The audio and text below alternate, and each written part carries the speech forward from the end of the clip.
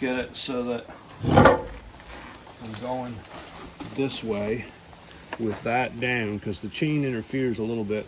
Either that, or if I go along this way from this side, and I hold it on this so it keeps the chain away a little bit, and then I sort of make a sweep in as well.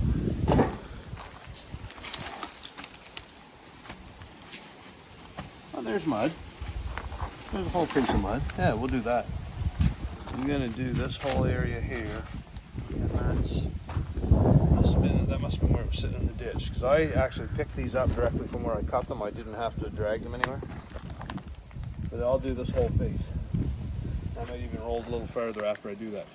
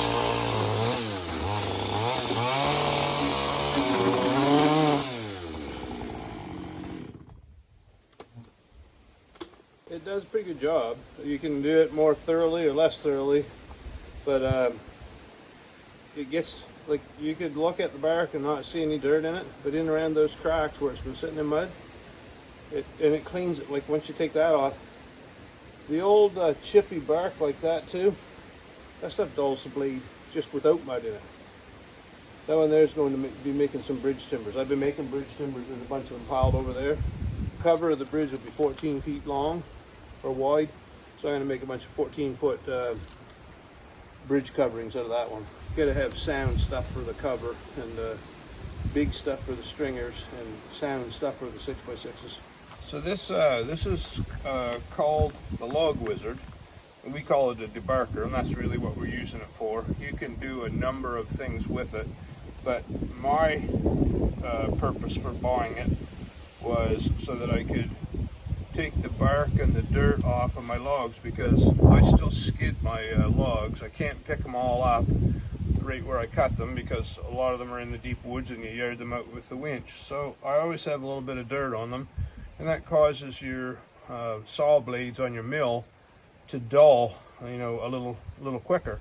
It also, the hard bark on red spruce, which is what I mill mostly, that causes them to dull too. Like, you'll just cutting a clean log, you'll wood dull your blade more quickly when you're going through red spruce bark than you will just through pure wood. Anyway, what this does, it's like a planer or a jointer in terms of structure. It has a bunch of knives on a shaft, and as they rotate, they just peel off the wood or the bark. You can use it to square up wood if you want. You can take knots off with it.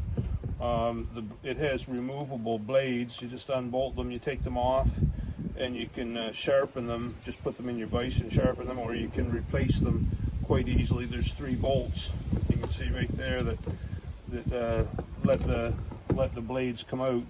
I haven't had to. I've used it now for a couple of months, and I haven't dulled it, even though you're using it on bark that has mud on it. So anyway, I bought this at my tractor dealer, Fundy Bay in Amherst, and it was the same price there that it is online for, I think the Norwood company has this exact same attachment for your chainsaw at the exact same price that they had it at Fundy Bay. So, you know, I try to support local. I buy everything I can from the 2 places I deal with for forestry and equipment, and after that I buy from Norwood, because they supply my my mill and my mill parts, and they're great to deal with too. But this was quick and easy, so I bought it right at Fundy Bay Tractors. And they know their stuff there too. They gave me all kinds of good advice. So how you run this, you can do it 2 ways. If you note, there are 2 bolts there, and those hold on the Log-Wizard. You have to take an old chain bar and drill holes corresponding with where the Log-Wizard fits on. And what I did was I used all those replaceable tips on my bar, so I just took one of the replaceable tips off and made it fit with that. The power saw chain goes over a sprocket that's just identical to the chain. There are a couple of sprockets come with the Log-Wizard, and you just have to pick the one that has the correct fitting for the particular chain that your saw uses. And I think that the ones that come with it are pretty well universal. There's another way you can do this too. If you have a 16-inch bar and you don't have the removable tip, you can get an 18-inch chain and put the Log-Wizard out further. But I find this quite convenient, because if it was out further, it probably weighs 7 or 8 pounds, I'm not sure exactly, but if it was out further, it would be harder to maneuver. So when I'm able to use it in quite close like this, it's quite maneuverable, as you probably saw in the video, and I can control it just like I can when I'm limbing a tree with my chainsaw. Anyway, I'm not sure if that would answer questions that people have, but I find it really useful. At some point, I'll probably get one of those debarkers that goes ahead of the blade on your mill, but Norwood doesn't have one of those yet, so this is the next best thing, or it might be better, because it does a very complete job, and I've found that my blades are lasting much longer. I'm getting 3 or 4 logs out of most blades now, where before that wasn't the case. And you know, some of the logs that I get are quite dirty, and they're still good logs. I want to be able to mill them, so this makes it possible. Anyway, if you have any more questions, you know, post them below the video.